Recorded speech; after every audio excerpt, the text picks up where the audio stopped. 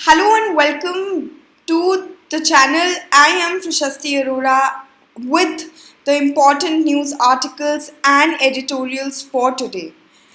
Before we go ahead with the articles, let's just quickly talk about the free classes by Abhishek Saraf, who is All India Rank 8 UPSC CSE 2019. Now, today we have very important and interesting articles ranging from stubble burning to car sales to China's fall and rise to the global hunger index and the Brexit deal. So, I'll quickly go through each and every article and help you understand why that is important. Do let me know in the comment section if you have any doubts. I would definitely reply. Now, to start with, we know that stubble burning is an issue, and in that regard, Supreme Court has set up a Justice Madan Lokur committee to oversee the ban on stubble burning that choked the capital city of New Delhi every year. Right?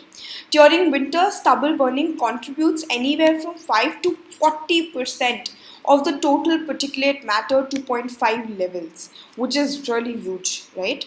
This one member committee will be assisted by the youth from organizations such as NCC. Now, state governments of Haryana, Punjab, and Uttar Pradesh will have to assist this committee. Data of stubble burning is tracked using ISRO's remote sensing satellite. So, this is something that you have to remember here, that data of the stubble burning, is tracked by using ISRO's remote sensing satellite.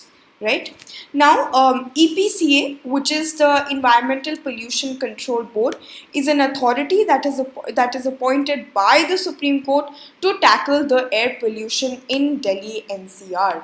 Now, another important plan in this regard is the Graded Response Action Plan, which is set up for emergency-like situations wherein the pollution level goes to a extremely low level. So that's when it's set up, right? Now, Supreme Court has also appointed a similar authority to tackle the issue of pollution around the Taj Trapezium zone, consisting of states of Rajasthan and Uttar Pradesh. We know that the Taj Trapezium zone is also very polluted because of the industries that are there nearby, which is why Supreme Court appointed a similar authority in that regard to control the emissions of pollution levels in the Taj Trapezium zone.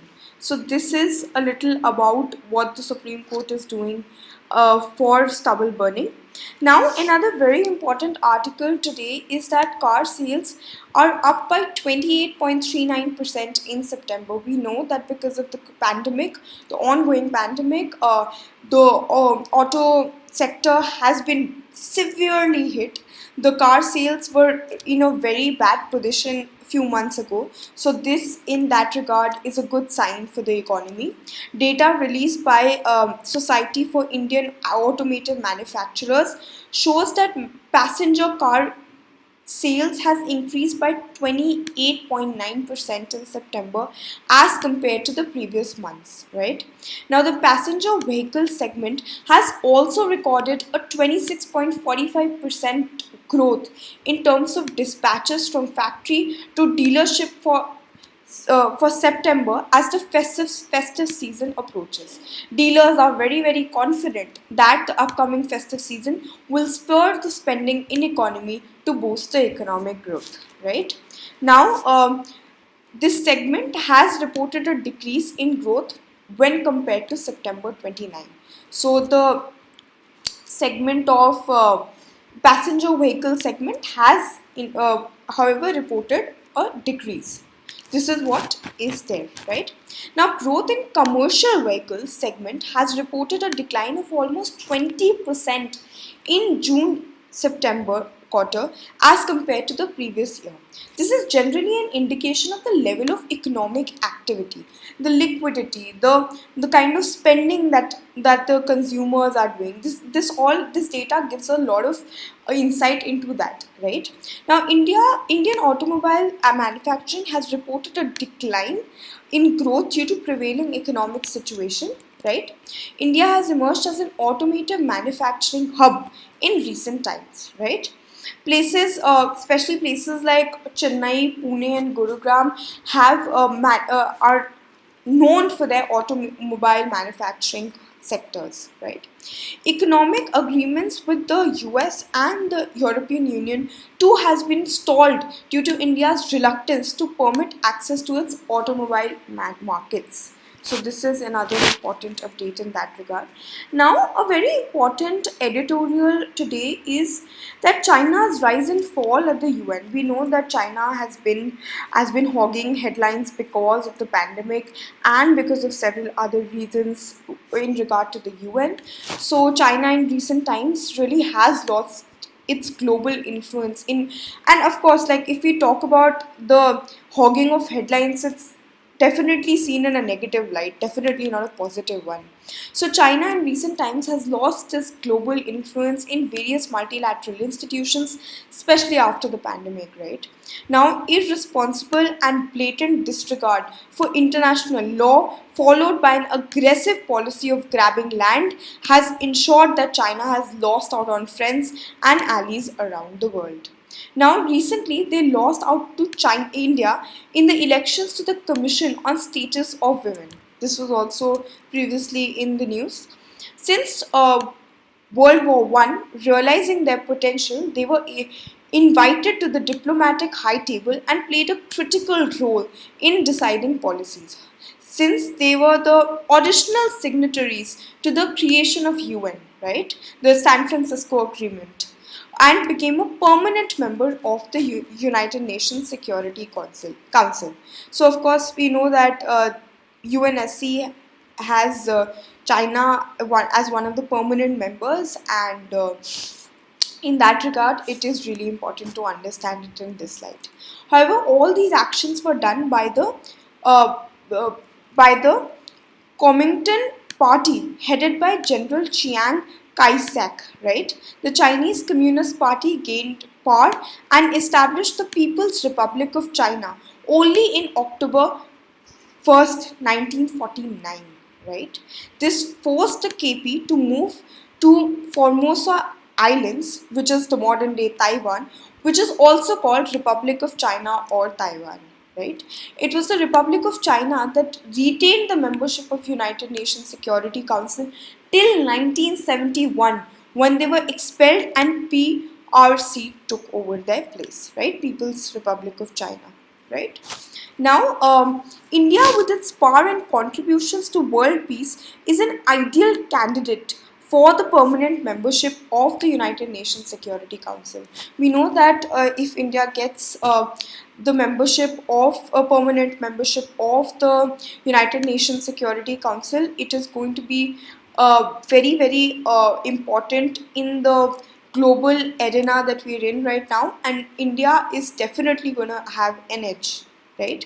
And it should continue to fight for the reformation of the United Nations Security Council. We know that United Nations Security Council needs a lot of reforms, and in that regard, India can play a critical role.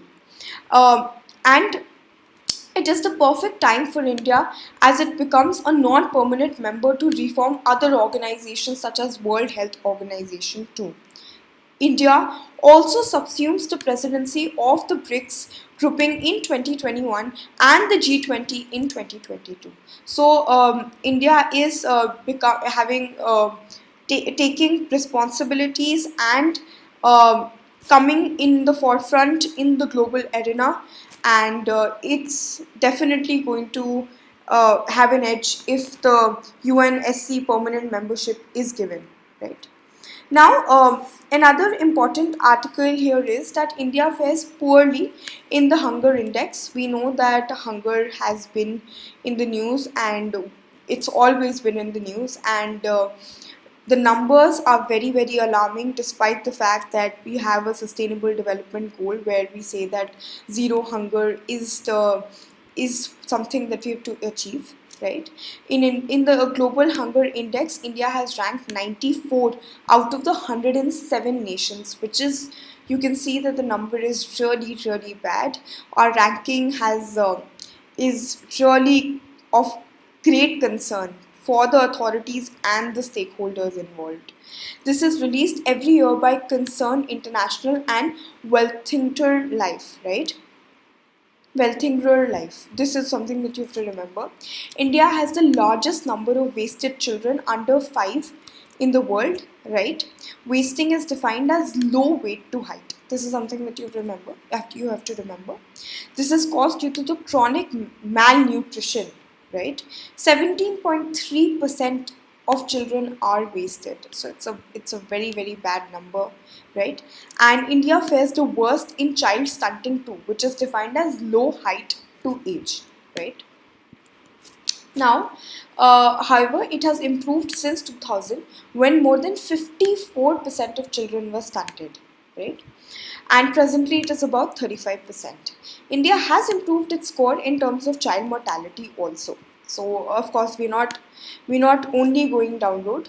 This is something that shows us that there's still hope, right? Global Hunger Index is measured using 4 indicators: child wasting, child stunting, undernourishment, and child mortality, right? States such as Bihar, Chhattisgarh, Jharkhand, Madhya Pradesh, and Uttar Pradesh have most number of cases pertaining to the above 4 indicators, right? Also, in this regard, Prime Minister has announced on August 15th the rising of marriage age of girls to 21. Now, why is this important? It is presently 18 for all communities except Muslims who have their own personal law. Early marriages not only are against the idea of women's empowerment but also leads to child malnutrition. A healthy mother gives birth and sustains a healthy child.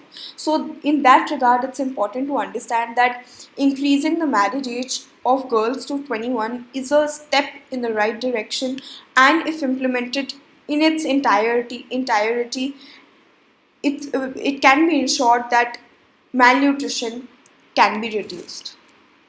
Now, the last article for today is that Johnson says prepare for no deal Brexit, cancel talks. We know that Brexit has been in the news for all the reasons that they are, and Britain has indicated that it is ready to go for a no deal Brexit from January 1, 2021. This would mean that Britain will not have a free trade agreement with the European Union, and both sides will levy high tariffs on trade in goods and services. This will further complicate the recovery of global economic growth as nations shun away from globalization and start looking inward. Right?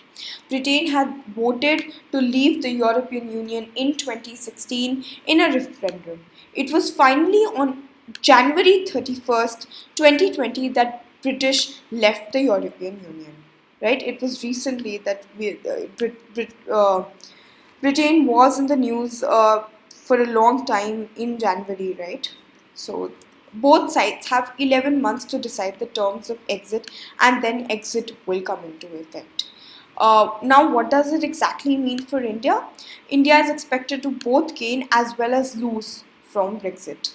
As a technological powerhouse, India exports in IT and ITs is expected to increase, right? As Britain will need a vibrant labor force, Indian nationals are expected to benefit, right? However, the volatility caused in the global markets may influence the currency fluctuations and impact trade. Okay? RBI will have to monitor the situation very, very, very closely here, right?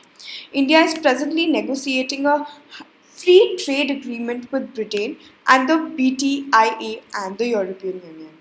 India should seize upon these opportunities and act very quickly. So, or any development that happens in the global arena is seen as an important way through which India can lose and gain. So, this is something that should be kept in perspective while designing the foreign diplomacy of the nation. Before I sign out, I want to tell you all that there is a free all India free mock test on the 10th and 25th of every month, which will help the civil service aspirants understand where they are in their preparation and how they should go ahead with it. So please enroll in the all India free mock test and understand and give perspective to your preparation. Another important thing about the UPSC CSE subscription is that the prices are going to hike. The dates have been revealed by 20th. The prices are going to be hiked. So if you've still not taken the subscription, please go and subscribe now so that you avail the discounted benefits and do not have to end up paying more. Before I sign out, the subscription will help you from things like unlimited access to all courses, regular doubt clearing sessions, live test series. So it is in fact a package, and it will help you streamline your preparations and understand where you're lagging behind. Thank you so much. That's it from me. Stay tuned. See you tomorrow.